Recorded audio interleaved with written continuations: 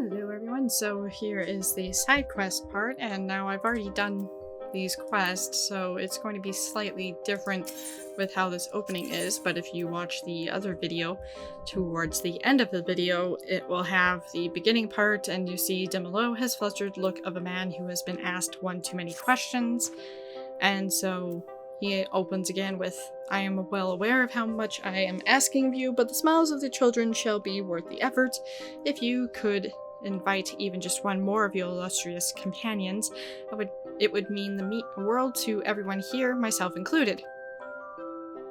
The letters are still on the desk. I'm certain that among your friends here is at least one you can call. If someone comes to mind, tell me, and I'll arrange to have everyone gather here for an audience."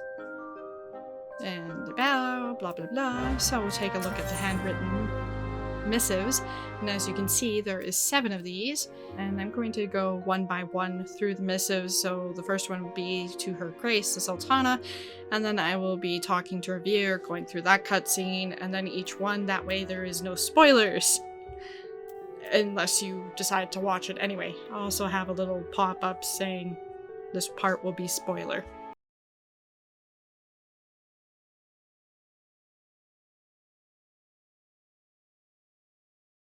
To Her Grace the Sultana. Your Grace, to this day I remember when my father took me to see you speak. Your words moved me, and ever since I've tried to live by them. I've always been shy, but I want to learn how to be brave like you. How do you stand in front of so many people without looking nervous at all? There's so much I want to ask you, and if you could grace us with your presence at the frontistery, I would be ever so grateful. And talking to Revere. So have you read the letters? Do any of your storied allies fit the descriptions written within them? What will you say? Yes. Great. I'll call the girls here. And so who we will bring? The Sultana herself.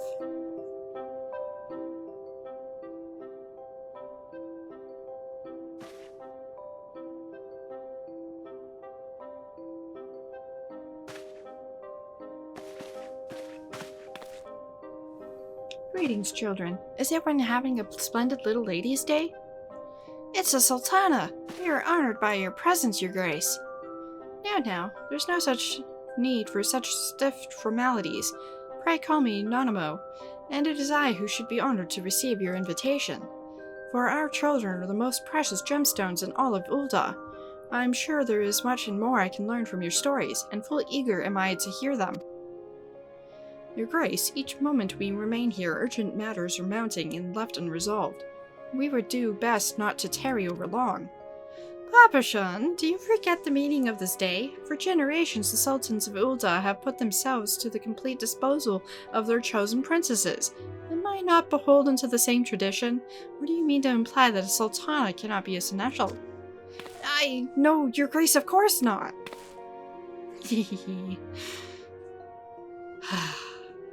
I'm glad we have reached an understanding. Now, which one of you addressed this letter to me? Come forward and I shall serve you as best as I can. As best I can. Yay! Revere. Now that was a sight to see. Who don't you know, friend?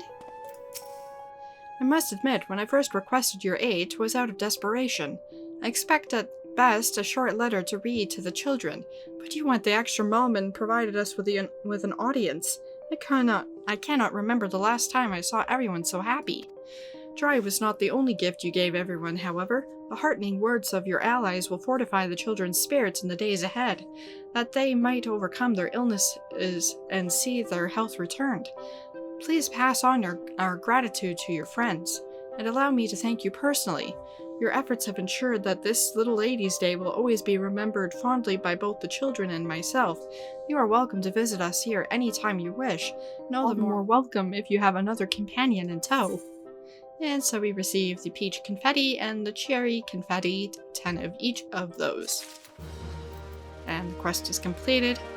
And the dialogue and whatnot I won't go through again. The next parts will be just the handwritten missives, and then the cutscene. So, to a fierce gladiator. For as long as I can remember, I've been sickly. I feel like I spend more time in the frontistery than out of it. I've always wished I could be like the gladiators I see around the city, so strong and healthy, as if they've never spent a single moment in a sickbed. I want to learn how to be like them, especially the woman who leads the whole guild. If I was as strong as her, I would never have to come back here again. I don't care what it takes. Just teach me what to do and I'll do it.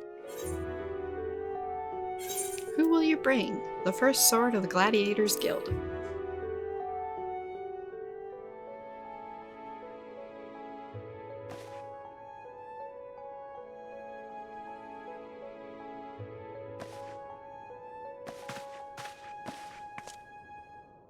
My friend here tells me that one among you has it in their head to become a gladiator. Raise your hand so I can judge if it's fit to raise a sword. Me! Aye, that's an Armide spear swinging at me even on my best day. You have promise. But many a talented gladiator has seen their bright future smothered by the sands of the Colosseum.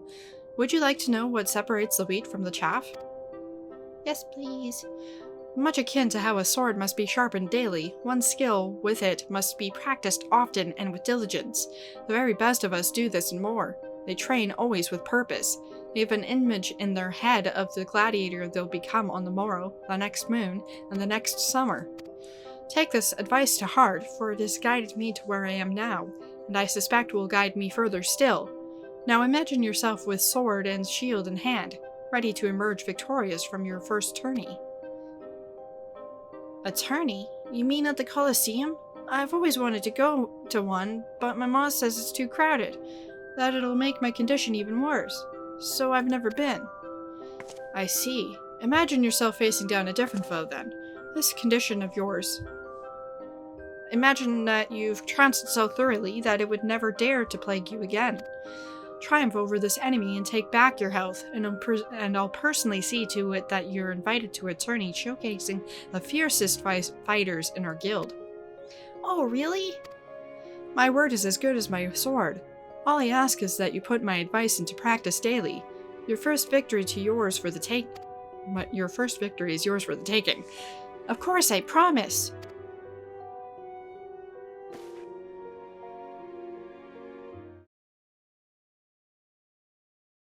To a master chef.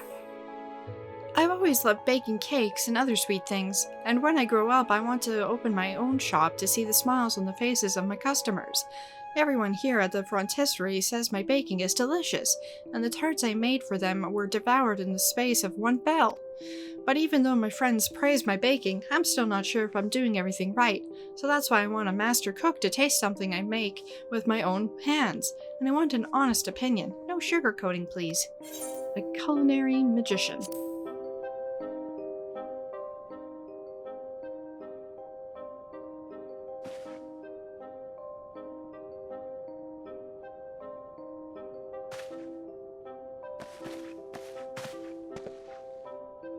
Boy, now I see why they call Ul'dah a jewel. It's got the prettiest little lasses this side of Eorzea. Now who here is the one with the taste for cakes and cookies? Me, sir. Is it true you know how to cook? You could say that. I've been known to whip up a dish or two when the fancy strikes me. Some have even asked me to cook whole meals for them, if you can believe it, and then they asked for more. In fact, so many couldn't get their fill of my cooking that I stumbled into the position of guildmaster of the culinarians. Ever heard of the Bismarck? I'm something of a known quantity there, and we're always looking for talent. I understand you're a dab and in the kitchen yourself. I suppose. I like to make sweets, and one day I hope to open my own shop. That's a worthy road to walk down, if I do say so myself. You'll lose track of how many days you've spent bent over an oven, however, but I suspect that won't deter you. Now that's the attitude I like to see. Now, lass, I came all this way on the promise of cake, one that put them Bismarcks to shame. Would ya care to oblige me? Woohoo!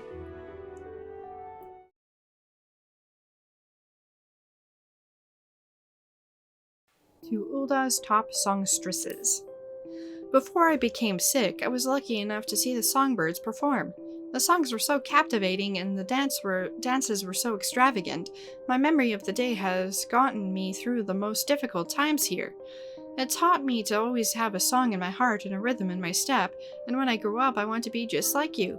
I know I have a lot to learn, and I would treat any advice you could offer as preciously as pawns of gold. And Ul'dah's top Songstresses.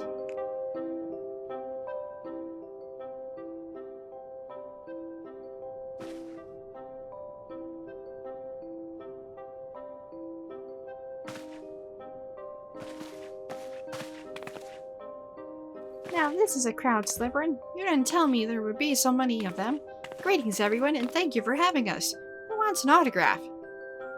Ul'dah, show a little restraint please. We're in a sick ward, not on the stage.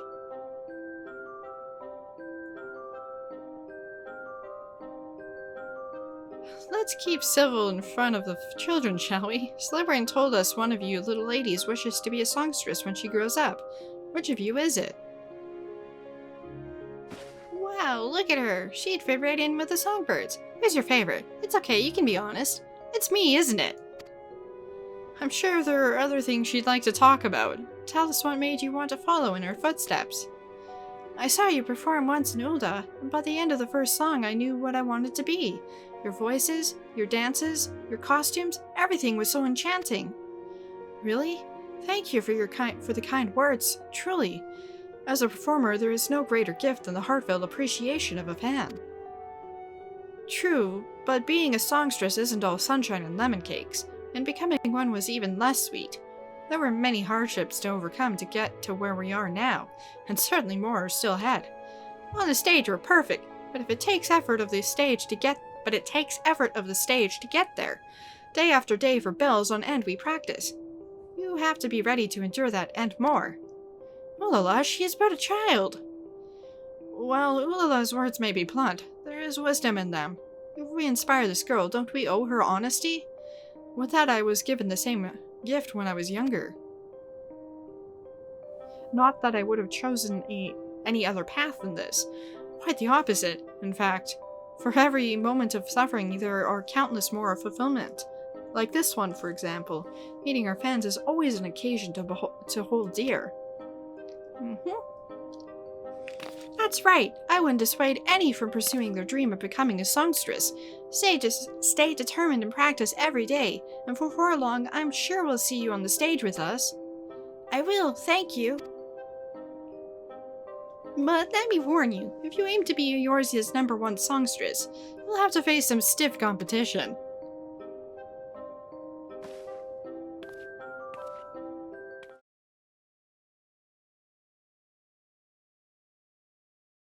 To the greatest aesthetician in the realm. I just can't stop playing with my hair. I usually style it differently every day, and I love coming up with all sorts of ways to fashion my friends' hair too. Everyone says I should become an aesthetician when I get older, and I couldn't agree more. But I'm still just a child, and I'm sure there's lots a successful aesthetician could teach me. I have so many questions to ask. Maybe you could ask them while you're cutting my hair. A legendary aesthetician. I'm not going to be able to say that word ever.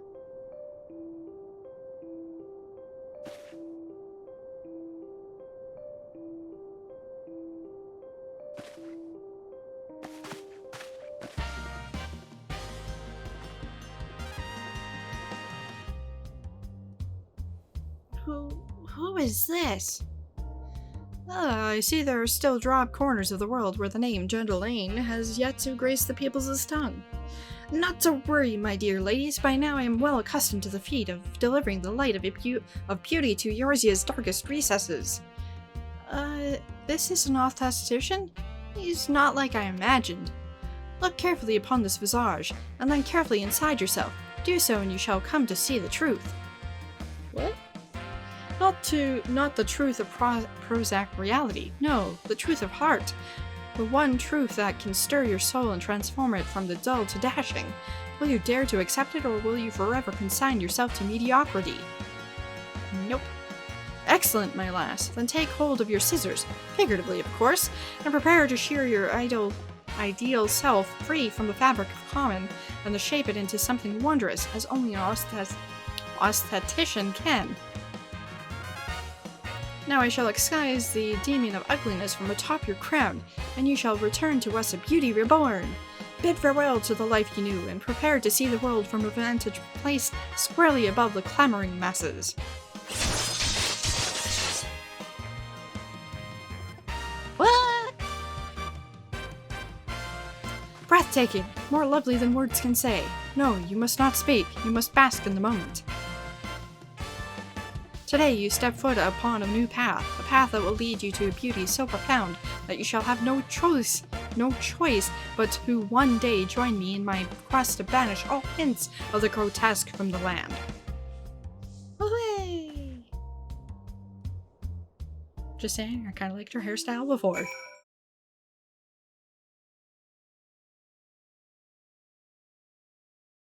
To a dragon gate. Ever since Master Delmont told me the story of the boy and the dragon, I've dreamt of sprouting wings and flying off into the sky, free from this place and my sickness. I know that can never happen, but I'd still like to meet a dragon.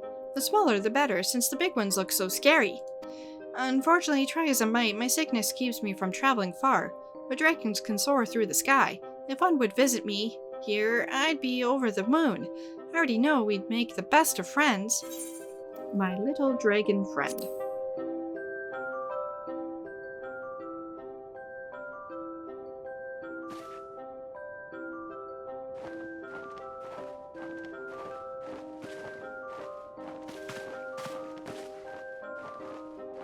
So many children. Is this what you'd call a litter? Is that a Is that a dragon? I can't believe it. It sure is small. It's not a poppet, is it? Can a poppet speak, child of man? I am indeed a dragon, and you may call me Mock. Meek? Call Meek? We'll call him Gal. Wow, it talks! Why are you so small? Are you a child like us? If it pleases you to think of me as a child, then you may do so.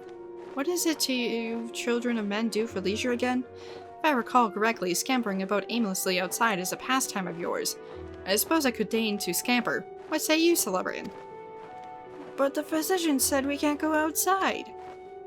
Nonsense! Every child must bask in the sunlight from time to time. How else would they grow big and strong like my friend Celebrian here?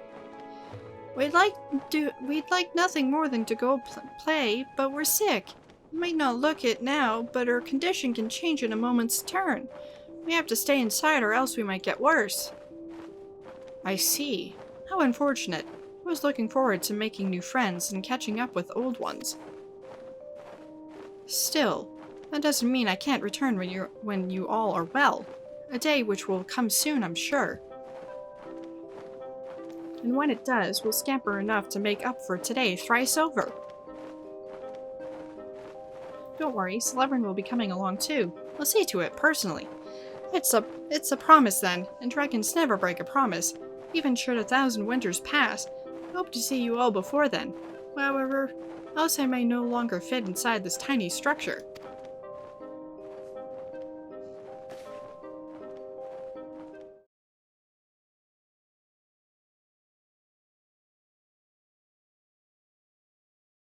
To the realm's richest person. I know time is money, so I'll get straight to the point. I want to be the richest person in Eorzea.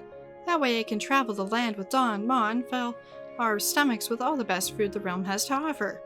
There's just one thing stopping me from pursuing my dream. I don't know how to make money, so I thought, no better to ask than someone who already has lots of it. I just need 1 or 2 hints to get me started. I'm sure before long I'll be swimming in gil. Someone with deep pockets.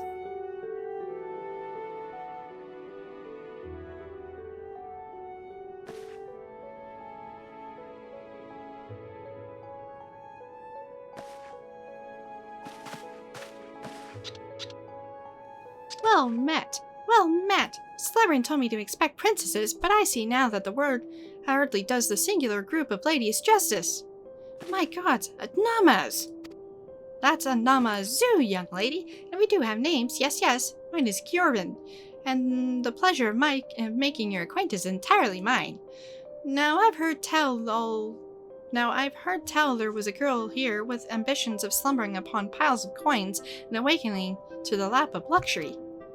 Me, I want to be rich. Ah, I know the glint in your eyes, for I had the same one in mine when I was your age, and truth be told, I still do. It's so rare to meet kindred spirits these days. Ones that aren't trying to bankrupt me, that is. The first step to make a pawns of gold is to know your purpose, for that will serve to spur you forward when your fortunes are down and your coin purse is empty. Well, I heard my parents arguing about how much it costs to keep me here. I felt so guilty, but I also realized that's how hard they were trying for me. That's when I decided to become rich, so I could make their life easy. I want to get out of here and show them every corner of Eorzea. Ah, a more noble goal than most that go into the business of making money.